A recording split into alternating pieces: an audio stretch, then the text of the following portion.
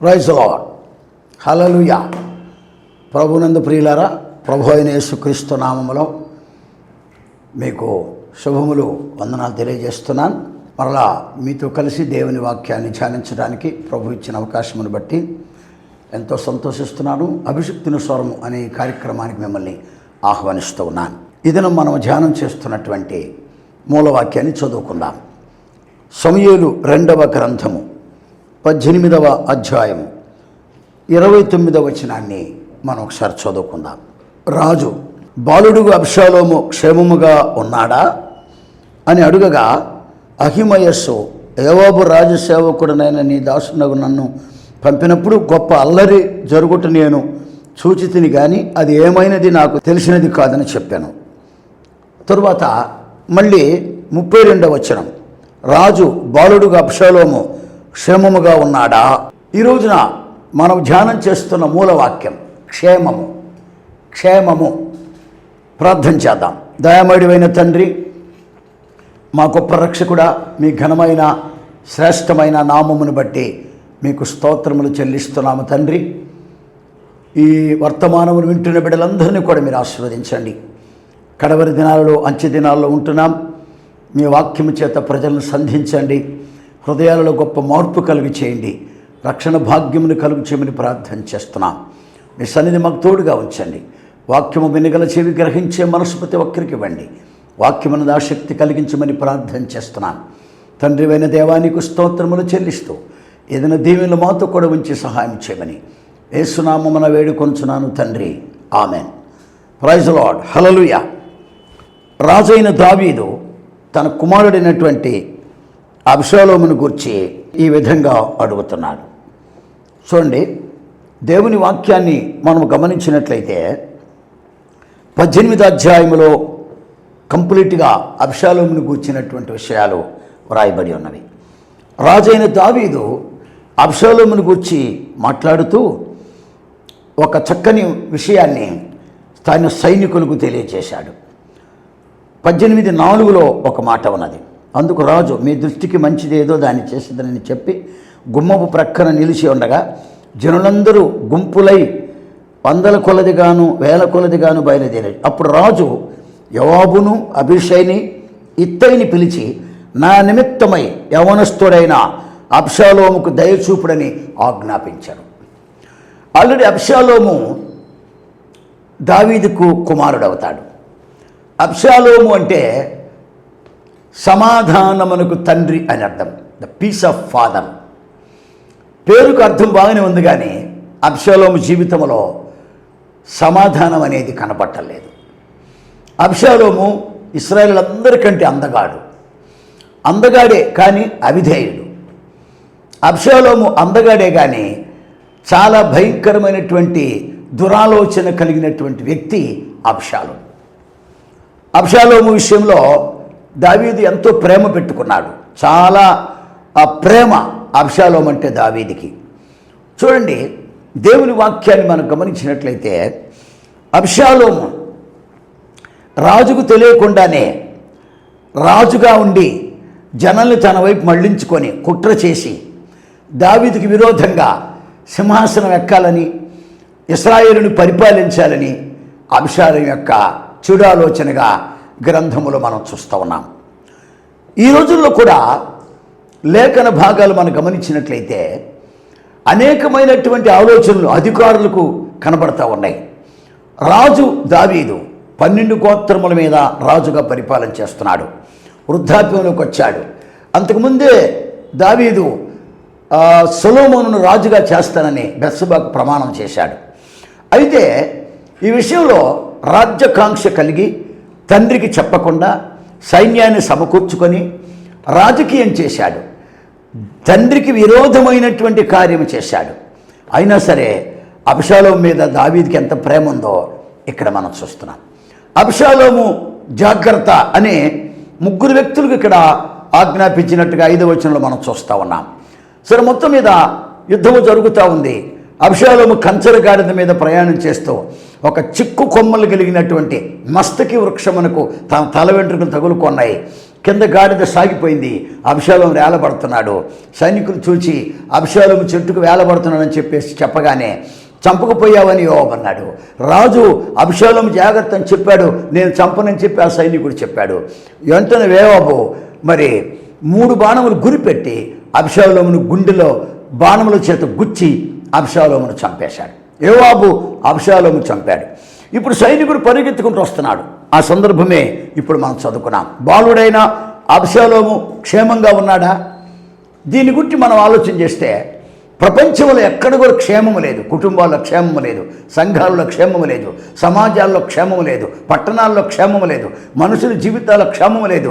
అంత కుట్ర జరుగుతూ ఉంది, వేషధారణ జరుగుతూ ఉంది. దేవుని వాక్యమును గమనిస్తే అబ్షాలోము వేషధారిగా కనపడతా ఉన్నాడు. తిరుగుబాటు స్వభావం, తిరుగుబాటు చేయుట, తండ్రి మీద తిరుగుబాటు చేయుట. దీని భావన మనం గమనించాలి. ఫస్ట్ పాయింట్, తిరుగుబాటు ఉన్న చోట క్షేమం ఉండదు. తిరుగుబాటు ఉన్న చోట చాలా అపాయం వస్తుంది. తిరుగుబాటు ఉన్న చోట ప్రాణ నష్టం కలుగుతుంది. అబ్షాలోములో తిరుగుబాటు కనబడతా ఉంది. తల్లిదండ్రుల మీద తిరగబడే పిల్లలు ఎంతోమంది ఉన్నారు. ఉద్యోగాల మీద తిరగబడేవాళ్ళు, అధికారుల మీద తిరగబడేవాళ్ళు, అధికారులు కూడా ప్రజల మీద తిరగబడేటువంటి పరిస్థితులు ఉన్నవి. ఎవరి జీవితంలోనైనా అధికారుల్లో తిరుగుబాటు ఉంటే, మరి పని వాళ్ళలో తిరుగుబాటు ఉంటే ప్రపంచానికి క్షేమం ఉండదు. అందుకనే క్షేమముగా ఉన్నాడా అని దావీదు ప్రశ్న వేస్తున్నాడు. అబ్షాలోము అవిధేయుడు కాబట్టి, తిరుగుబాటు చేశాడు కాబట్టి క్షేమం ఉండదు. గుర్తుపెట్టుకోండి, ఎక్కడ అవిధేయత ఉంటుందో, ఎక్కడ తిరుగుబాటు ఉంటుందో అక్కడ క్షేమం ఉండదు. ఏ కుటుంబములో, ఏ సంఘములో, ఏ సమాజములో, ఏ రాజ్యములో, ఏ పట్టణములో, ఏ గ్రామములో, ఏ స్టేట్లో, ఏ జిల్లాలో, ఏ తాలూకాలో తిరుగుబాటు ఉంటుందో, అధికారుల్లో తిరుగుబాటు ఉంటుందో, ప్రజలలో తిరుగుబాటు ఉంటుందో అక్కడ క్షేమం ఉండదు. అందుకనే అబ్షాలోము చంపబడ్డాడు. క్షేమము లేదు కాబట్టి, తిరుగుబాటు ఉంది కాబట్టి యోవాబు అబ్షాలోమును చంపేశాడు. కానీ చట్టమునకు విరుద్ధమైన పని. కానీ అబ్షాలోమును చంపకపోతే దావీదుకు ప్రమాదం ఉందని చెప్పి యోవాబు చెప్పాడు. అప్పటికైనా సరే అది రాజనీతి కాదు. రాజనీతి వేరు, ద్రోహం చేయటం వేరు.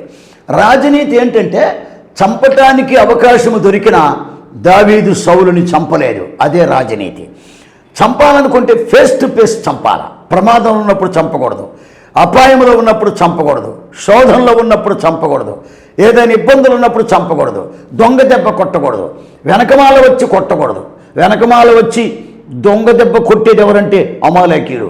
అందుకని ఇశ్రాయేలీయులు కానాను దేశానికి వెళ్తున్నప్పుడు అమాలేకీయులకు యుద్ధానికి వచ్చారు. ఇశ్రాయేలీయుడు విశ్రాంతి తీసుకుంటున్నప్పుడు దొంగ దెబ్బ కొట్టాడు.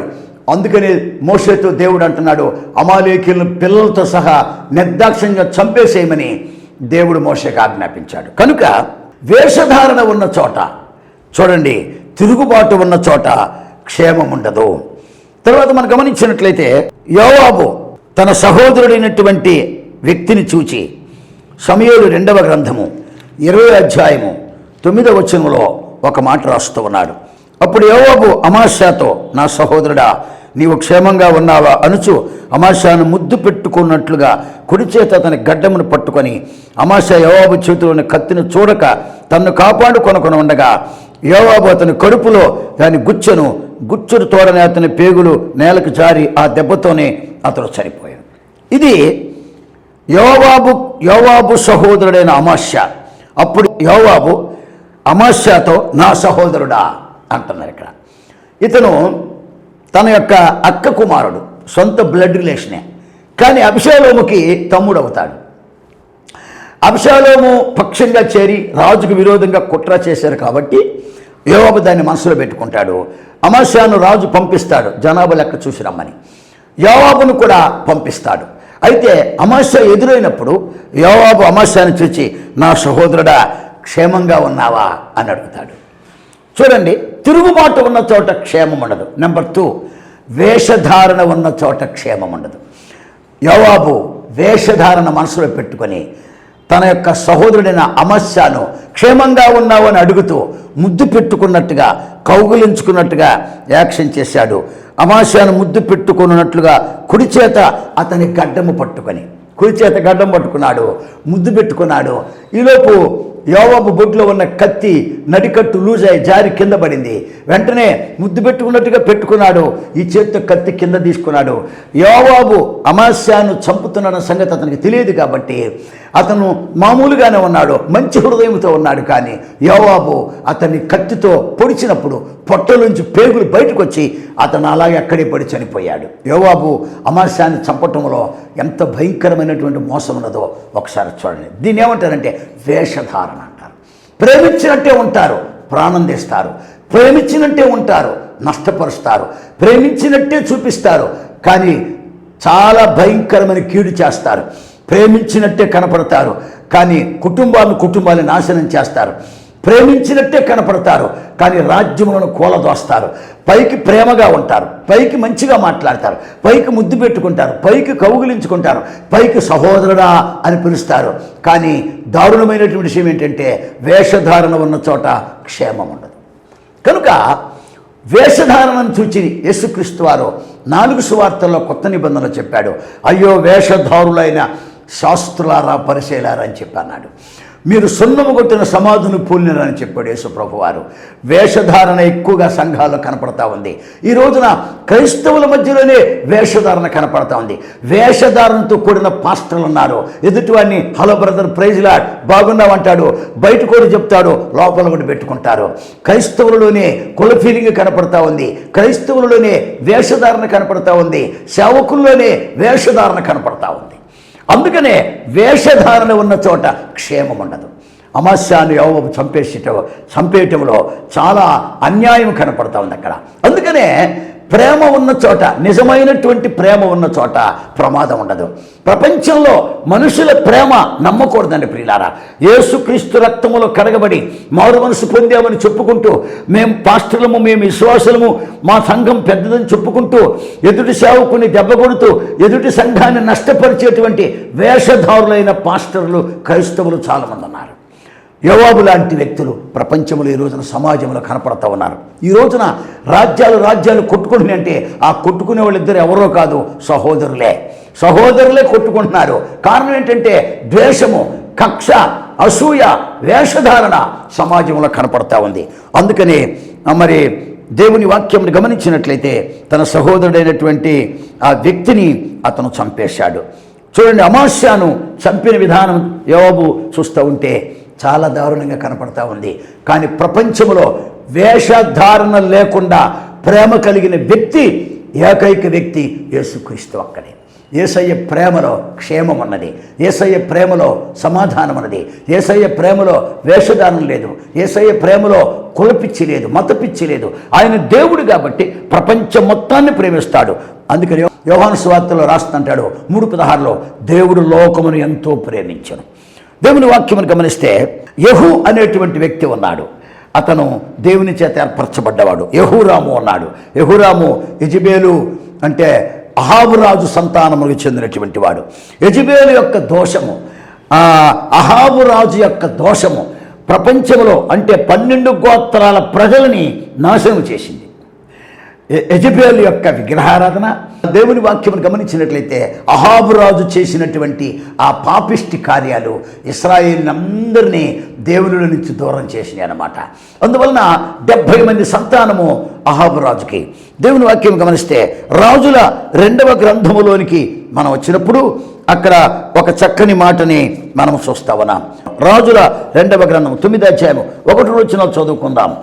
చూడండి, ప్రవక్త ఎలీషా దినాలలో శిష్యుల్లో ఒకరిని పిలిచి అతను తిట్లనను, నడుము కట్టుకొని తైలుపు కింద పట్టుకొని రామోద్గిలాదుకు పోయి అతను ప్రవేశించి నింషికి పుట్టిన యెహోషాపాతు కుమారుడైన యెహూ ఎక్కడ ఉన్నాడని తెలుసుకోండి. అంటే యెహూని ఇశ్రాయేలు మీద రాజుగా చేస్తారని చెప్పి ఎలీషా ప్రవక్త ఒక వ్యక్తిని పంపిస్తాడు. అతను వచ్చి గిన్నె పట్టుకొని అతన్ని బయటికి పిలిచి మాటంద రమ్మని చెప్పి అతని మీటింగ్లో ఉన్నప్పుడు ఆ తల మీద తైలం పోసి దేవుడు నిన్ను ఇశ్రాయేలుకు రాజుగా చేస్తానని చెప్పేసి పారిపోయాడు. ప్రజలందరూ ఆ సంగతి తెలుసుకొని అతనికి బట్టలు పరిచి నమస్కారం చేసి రాజుగా స్వీకరిస్తారు. ఈ విషయంలోకి వచ్చేటప్పటికీ ఒక చిన్న మాటను మనం గమనించాలి. 17వ వచనంలోకి వచ్చిన తర్వాత, యెజ్రెయేలు గోపురం మీద కావలివాడు నిలిచి ఉండగా యెహూతో కలిసి వచ్చుచున్న సైన్యమును చూచి, సైన్యం ఒకటి నాకు రౌతులు అని సైన్యము ఒకటి నాకు కనబడుచున్నదని తెలియజెప్పగా 17వ వచనం, యెహోరాము ఒక రౌతుని పిలిచి వాడిని ఎదుర్కొనబోయే క్షేమముగా వచ్చుచున్నావా అని చెప్పాడు. ఇక్కడ యెహోరాము యెజబేలు సంతానానికి చెందినవాడు. చంపడానికి వస్తున్నటువంటి వాడి యొక్క పేరేమిటంటే అతని గురించి మొదటి అధ్యాయంలో మనం చూస్తున్నాం. షాపాతు కుమారుడైన యెహూ సైన్యాన్ని తీసుకొని వస్తున్నాడు. యెహోరాము చూచి బురుజు మీద చూసినప్పుడు సైన్యం వస్తుంది. యెహోరాము ఒక సైనికుని పంపిస్తాడు.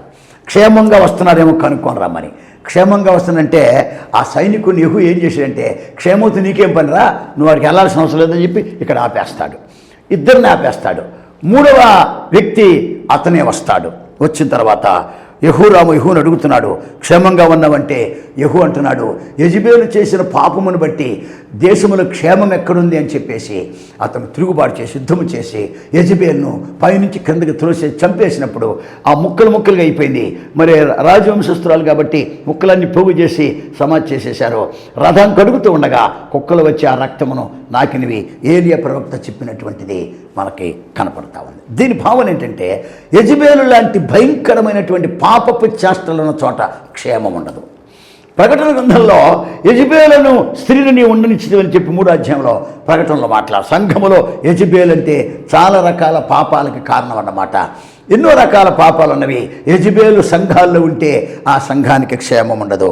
4వదిగా నేను మీకు జ్ఞాపకం చేస్తున్నాను, యెజబేలు లాంటి పాపక్రియలు ఏ సంఘములో ఉంటాయో అక్కడ క్షేమం ఉండదు. 4వదిగా ఎలీషా రాజుల 2వ గ్రంథము 4వ అధ్యాయంలో 26వ వచనంలో మనం చూసినప్పుడు షునేమీరాలు కనపడతా ఉంది. నీవు ఆమె ఎదుర్కొంటకు పోయి నీవును నీ పెనిటి నీ బిడ్డ సుఖముగా ఉన్నారా అని అడుగుమని చెప్పాను. సుఖం అంటే క్షేమం. 4వ విషయానికి వస్తున్నాను. క్షేమంగా ఉన్నాడా? బిడ్డను భార్య భర్తలు క్షేమంగా ఉన్నారా? గెహాజీ వెళ్ళి అడిగిరా అంటే ఆమె చెప్పిన సమాధానం ఏంటంటే, ఆ క్రింద వచనాలకు మనం వచ్చినప్పుడు 32, 33 వచనాలు క్రింద ఆమె చెప్పింది ఏంటంటే, క్షేమముగా ఉన్నాము అని చెప్పింది. అంటే ఇక్కడ మర్మం ఏంటంటే, కుమారుడు చచ్చిపోయాడు. ఎలీషా మంచం మీద పండబెట్టి వచ్చింది. ఈమె పండబెట్టి వచ్చిన తర్వాత ఎదురు గాడిద గంట కట్టి వెళతా ఉంది. సేవకుడు కర్మేలు పర్వతం మీద ఉన్నాడు. గెహాజీ ఎదురు పంపించాడు. అడిగి రమ్మని చెప్పాడు. గెహాజీ అడిగిన మాటకి ఏమైందంటే క్షేమంగా ఉన్నామని చెప్పింది. అంటే వాస్తవంగా క్షేమం లేదు, అక్కడ క్షేమం లేదు. కొడుకు చనిపోయాడు, మంచం మీద పండబెట్టి వచ్చింది. దిగులుతో ఉన్నది, బాధతో ఉన్నది, కన్నీటితో ఉన్నది, దుఃఖముతో ఉన్నది, మనోవేదనతో ఉన్నది. కానీ గెహాజీ అడిగిన మాటకి ఆమె చెప్పిన ఆన్సర్లో చాలా బ్రహ్మాండమైనటువంటి జవాబు ఏంటంటే, ఆమెకున్న విశ్వాసము ఆమెను బలపరిచింది. దీని అర్థం ఏంటంటే, విశ్వాసం ఎక్కడ ఉంటుందో అక్కడ క్షేమం ఉంటుంది. గుర్తుపెట్టుకోండి, తిరుగుబాటు ఉన్న చోట క్షేమం ఉండదు, వేషధారణ ఉన్న చోట క్షేమం ఉండదు, యెజబేలు లక్షణాలు ఉన్న చోట క్షేమం ఉండదు. యెజబేలు లక్షణాలు ఏంటంటే విగ్రహారాధన. అదే దేవునికి చాలా హేయమైనది. ప్రపంచమంతా చేస్తున్న తప్పు అదే. అక్కడ అలాంటి పరిస్థితులు ఉన్నప్పుడు ప్రపంచానికి క్షేమం ఉండదు, జాతులకు క్షేమం ఉండదు, మతాలకి కులాలకు క్షేమం ఉండదు. 4వది ఏంటంటే, విశ్వాసం ఉన్న చోట క్షేమం ఉంటుంది. వెంటనే ఎలీషా గ్రహించి, ఇదంతా చాలా మ్యాటర్ ఉంది కాబట్టి ఎలీషా వెళ్ళిపోయి ఆ బిడ్డ మీద పడుకొని వెట్టగలిగేంత చేసి తుమ్మిన తర్వాత ఆ పిల్లవాడిని తీసుకొచ్చి తల్లికి అప్పగిస్తాడు. దీని అర్థం ఏంటంటే, విశ్వాసం ఉన్న చోట క్షేమం ఉంటుంది. క్షేమంగా ఉన్నారంటే కొంతమంది, అవునండి క్షేమంగా ఉన్నాం, ప్రభు కృపను బట్టి క్షేమంగా ఉన్నామండి, దేవుని దయండి మేము క్షేమంగా ఉంటాం చెబుతారు.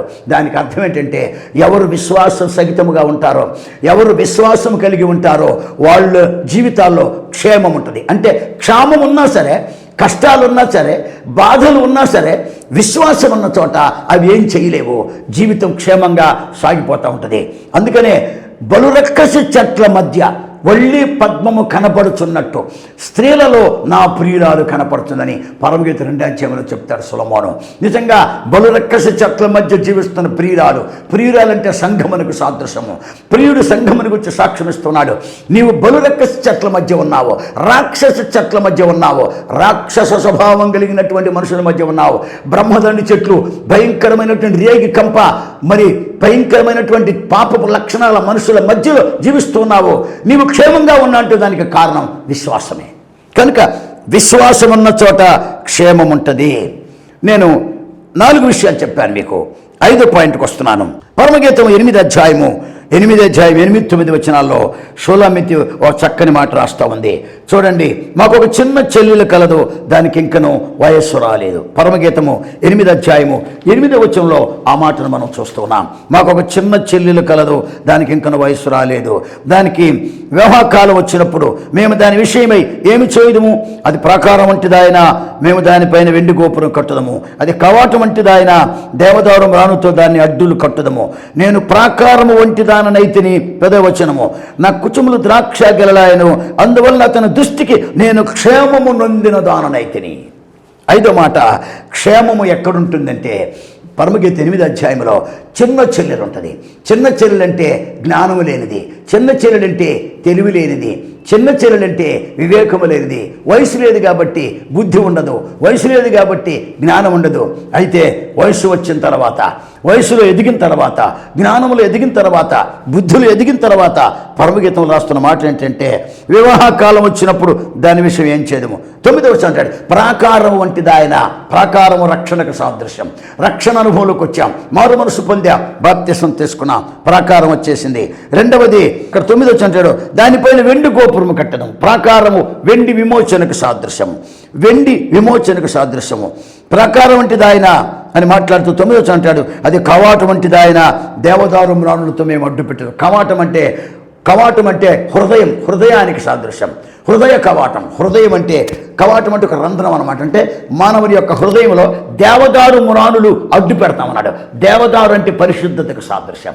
కనుక మారు మనసు, బాప్తిసం, పరిశుద్ధాత్మ ఎక్కడ ఉంటుందో అక్కడ క్షేమం ఉంటుంది. ఈ రోజున సంఘాలలో బాప్తిసాన్ని సరైన పద్ధతిలో తీసుకోలేకపోతున్నారు. మనుషులు కల్పించిన బాప్తిసాలతోనే కంటిన్యూషన్ అవుతున్నారు. అది కరెక్ట్ కాదని తెలుసుకోండి. బాప్తిసం ఇచ్చేవాడు నీళ్ళలో దిగాలి, బాప్తిసం తీసుకునేవాడు నీళ్ళలో దిగాలి. నీళ్ళల్లో ముంచటం దాని అర్థం ఏంటంటే పాతి పెట్టడం. కనుక మిగిలినవన్నీ కూడా వాక్యానుసారమైనవి కావు. ఇప్పుడు నేను క్షేమము నొందిన దాననైతినని షూలామితి సాక్ష్యం ఇస్తా ఉంది. నీ జీవితంలో నిజమైన మారు మనసు ఉంటే, నిజమైన పశ్చాత్తాపం ఉంటే, నిజమైన బాప్తిసం నీవు పొందగలిగితే, నిజమైన పరిశుద్ధాత్మ అభిషేకం పొందగలిగితే నీ జీవితంలో క్షేమం ఉంటుంది. రక్షణ ఉన్న చోట క్షేమం ఉంటుంది.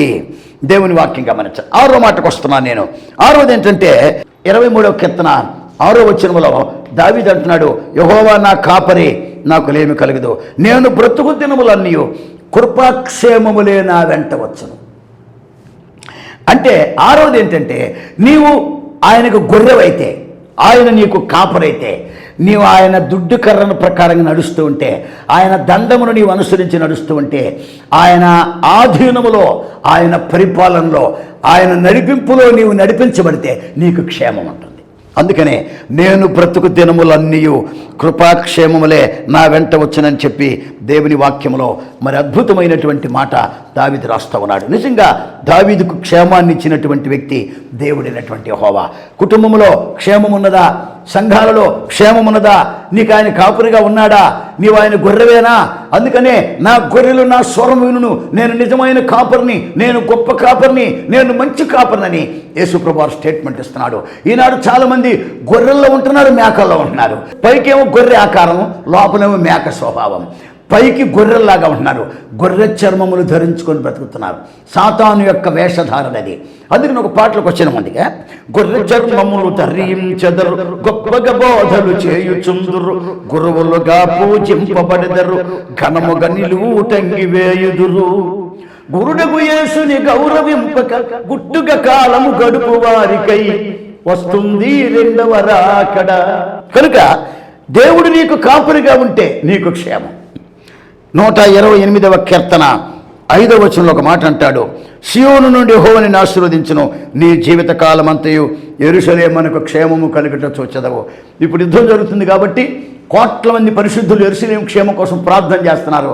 తప్పకుండా యెరూషలేము క్షేమంగా ఉంటుంది. 122వ కీర్తనలో కూడా అదే మాట రాస్తూ ఉన్నాడు. నీ ప్రాకారం 7వ వచనం, నీ ప్రాకారములలో నెమ్మది కలుగునుగాక, నీ నగరంలో క్షేమముండునుగాక. 8వ వచనం, నా సహోదరుల నిమిత్తము, నా సహవాసుల నిమిత్తము నీకు క్షేమము కలుగునుగా కానీ నేను అందును. దేవుని వాక్యంలో నీకు ఎక్కడైతే సమాధానం ఉంటుందో అక్కడ క్షేమం ఉంటుంది.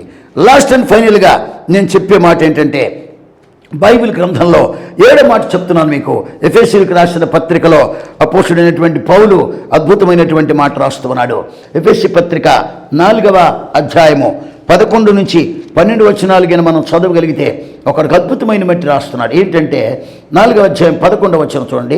మనమందరము విశ్వాస విషయములో దేవుని కుమారుని గూర్చిన జ్ఞాన విషయములను ఏకత్వం పొంది సంపూర్ణ పురుషుల అగుదు వరకు, అనగా క్రీస్తు కలిగిన సంపూర్ణత సమానమైన సంపూర్ణత కలవారమగు వరకు ఆయన ఇలాగ నియమించాను. బైబిల్ గమనించండి. పరిశుద్ధులు సంపూర్ణులగునట్లు, క్రీస్తు శరీరము క్షేమాభివృద్ధి చెందునట్లు పరిచర్య ధర్మము జరుగుటకు ఆయన కొందరిని అపోస్తులుగాను, ప్రవక్తలుగాను, స్వార్థికులుగాను, కాపురులుగాను, ఉపదేశులుగా నియమించను. దీని గురించి ఎఫెసీ పత్రిక 4, 11, 12, 16 వచనం, 29 వచనం, రోమపత్రిక 14 అధ్యాయం 19 వచనం, 15 అధ్యాయం 2వ వచనం, 1 కొరింథీ 10 అధ్యాయము 23 వచనం, 14 అధ్యాయము 3-4 వచనాలు, 5-26 వచనాల్లో క్షేమముని గురించి రాస్తున్నాడు. దేవుని వాక్యములో 5:14లో చెప్పినటువంటి అద్భుతమైన మాట 13లో చెప్పాడు. పరిశుద్ధులు సంపూర్ణులగుటకును, క్రీస్తు శరీరము క్షేమాభివృద్ధి చెందుటకును, మరి పరిచర్య ధర్మం జరగటానికి 5 వ్యక్తులను ఏర్పాటు చేశాడు. మనము ఈ సేవకులకు లోబడి ఉంటే, పరిశుద్ధాత్మకు లోబడి ఉంటే, సంఘము క్షేమంగా ఉండాలంటే మనము పరిశుద్ధాత్మ అనుభవానికి లోబడాలి. పరిశుద్ధులు సంపూర్ణ అవ్వాలంటే క్రీస్తు శరీరము క్షేమాభివృద్ధి పొందుటకు పరిచర్య ధర్మం. క్రీస్తు శరీరం అంటే అర్థం ఏంటి? సంఘమే. సంఘం అంటే అర్థం ఏంటి? పరలోక రాజ్యం. పరలోక రాజ్యం అనే సంఘం, పరలోక రాజ్యం అనే క్రీస్తు శరీరం, పరలోక రాజ్యం అనే దేవుని పిల్లల సమూహము క్షేమంగా ఉండాలి. ఈ రోజుల్లో ఎక్కడ పట్టినా కానీ అరాజకాలు జరుగుతూ ఉన్నాయి, హింసలు జరుగుతూ ఉన్నవి. మనుషులు సత్యాన్ని గ్రహించలేక అబద్ధమే నిజమని చెప్పుకుంటూ దేవుళ్ళు కాని వారిని దేవుళ్ళుగా భావించి సేవిస్తూ ప్రపంచానికి నష్టం కలిగిస్తున్నారు, ప్రపంచానికి కీడు చేస్తున్నారు. కానీ వాళ్ళు కీడు చేస్తున్నామన్న సంగతి వాళ్ళకి తెలియట్లా. మేము ప్రజలను నష్టపరుస్తున్నాము, మానవత్వం లేకుండా ప్రవర్తిస్తున్నాము, మేము తప్పు చేస్తున్నాము, మేము వాళ్ళకి క్షేమం లేకుండా చేస్తున్నామన్న ఆలోచన ఈ రోజున అధికారుల్లో కనపట్టలేదు. అందుకనే క్షేమముగా ఉండాలి. అబ్షాలోము క్షేమంగా ఉన్నాడా? మళ్ళీ రిపీట్ చేస్తున్నాను, చూడండి. తిరుగుబాటు ఉన్న చోట క్షేమం ఉండదు, వేషధారణ ఉన్న చోట క్షేమం ఉండదు. దేవుని వాక్యాన్ని మనం గమనించినట్లయితే, ప్రభువునందు ప్రియులారా, అవిధేయత ఉన్న చోట క్షేమం ఉండదు. రాజుల 2వ గ్రంథం తర్వాత విశ్వాసం ఉన్న చోట క్షేమం ఉంటుంది, రక్షణ భాగ్యం ఉన్న చోట క్షేమం ఉంటుంది, దేవుడు నీకు కాపురిగా ఉంటే క్షేమం ఉంటుంది, పరిశుద్ధాత్మ అభిషేకం ఉన్న చోట క్షేమం ఉంటుంది. కనుక క్షేమంగా ఉన్నారా? ఎవరన్నా బంధువులు కనపడితే ఏమండి క్షేమంగా ఉన్నారా అడుగుతాం, స్నేహితులను అడుగుతాం, బంధువులను అడుగుతాం, మన పిల్లల్ని అడుగుతాం. దూర ప్రాంతంలో ఉంటే, కొన్ని వేల కిలోమీటర్ల దూరంలో ఉంటే ఫోన్ చేసి అమ్మ ఎలా ఉన్నారు, క్షేమంగా ఉన్నారని అడుగుతాం. క్షేమంగా ఉన్నామని చెబుతారు. క్షేమంగా ఉన్నామంటే కామన్ అయిపోయింది ఆ మాట. అందరికీ మార్పు లేనుడు, మార్పు ప్రపంచం మొత్తం వాడుకునే పదవిది. కానీ అసలైన క్షేమము యేసుక్రీస్తులో ఉన్నది. కాబట్టి క్రీస్తును నమ్మి క్షేమంగా బ్రతుకుదాం, క్షేమమైన మహిమలోనికి చేర్చబడదాం. ఈ ప్రపంచమంతా క్షామము, కరువు, కటకాలు, దుఃఖము, మరణాయుధం. దీన్ని వదిలిపెట్టి క్రీస్తులోనికి వద్దాం, క్షేమంగా బ్రతుకుదాం, దైవాశీర్వాదాలు పొందుదాం. దేవుడు తన వాక్యము మన హృదయాలను స్థిరపరచునుగాక. ఆమేన్. చిన్న ప్రార్థన చేద్దాం. మహిమగల తండ్రి, మా గొప్ప రక్షకుడా, నీకు స్తోత్రములు చెల్లిస్తున్నాం. ఆశీర్వదించండి, ఈ వాక్యము బిడ్డల హృదయాల్లో మీరు స్థిరపరచండి. మా తండ్రి, నీకు స్తోత్రములు చెల్లిస్తూ, ఇంకా ఎవరైనా క్రీస్తులోనికి రాకుండా ఉంటే, క్షేమము లేకుండా బ్రతుకుతూ ఉంటే, క్షామముతో జీవిస్తూ ఉంటే, భయంకరమైన బాధల్లో ఉంటే వాళ్ళని దర్శించండి, మార్పు కలుగు చేయండి, రక్షణ భాగ్యము దయచేసి మీరు మహిమ పొందండి. యేసయ్య, హృదయాలలో క్రీస్తును గూర్చిన నమ్మకం పుట్టించండి. మా తండ్రి, లోకానికి భయపడకుండా, సాతానుకు భయపడకుండా, దేవునికి భయపడి వాక్యమునికి విధులకు సహాయం చేయమని, సమస్త విషయాలు ఆదరించమని, కృపల జ్ఞాపకం చేసుకోమని యేసునామమును వేడుకొనుచు ప్రార్థన చేయుచున్నాము తండ్రి. ఆమేన్. మన తండ్రి అయిన దేవుని ప్రేమ, ప్రభు అయిన యేసుక్రీస్తు వారి కృప, పరిశుద్ధాత్మని యొక్క సహవాసం సదాకాలం తోడేండునగాక. ఆమేన్. God bless you.